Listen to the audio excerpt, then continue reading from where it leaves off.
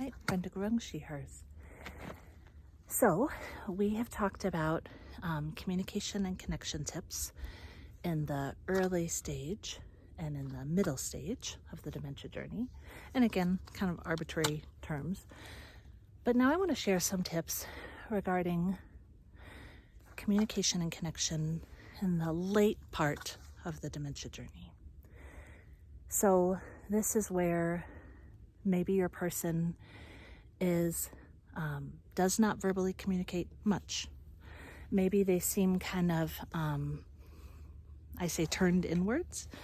Maybe they seem less aware of what is going on around them, or apparently. Maybe they have less or very limited physical capability. So in this stage, I will often hear from people like, oh, she's gone, or that's not my person anymore, that type of language. I would invite us all in to view our person as still there, still whole, still the person that we have known, just kind of deeper in, right? So we need to peel back the curtain or the veil to connect. And really the onus is on us in the late stage to connect with our person. Our person, I believe, and I have seen, we can connect and communicate with them in the late part of the journey. So a few things we can do.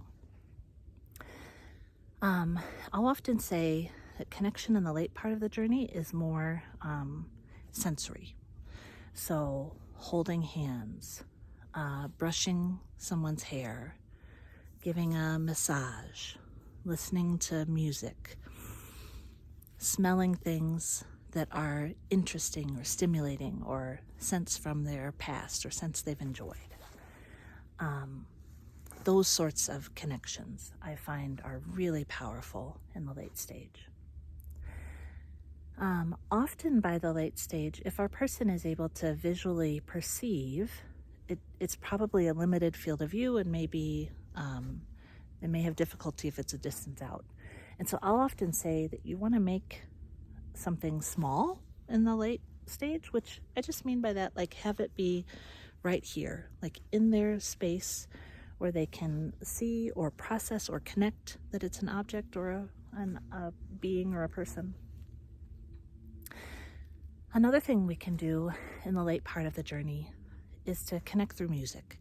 And I know there have been a billion videos. The Alive Inside with Mr. Henry, the video with Marta, the prima ballerina, the video with Ed Hardy in UK, the pianist, etc. But music is magical, right? I think for many of us. And also, for many of the dementias, the ability to process music still remains even late into the journey.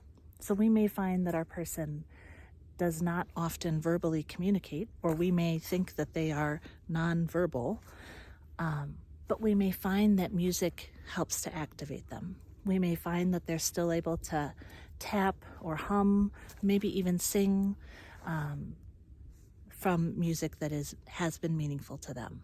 And if we're not sure about what music, just start with music that you know they enjoyed in kind of those early years.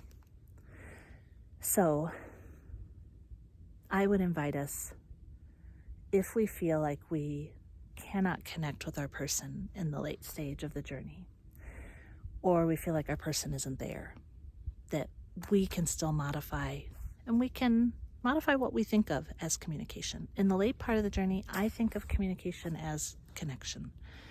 I'm going to be with my person. So I hope that's helpful.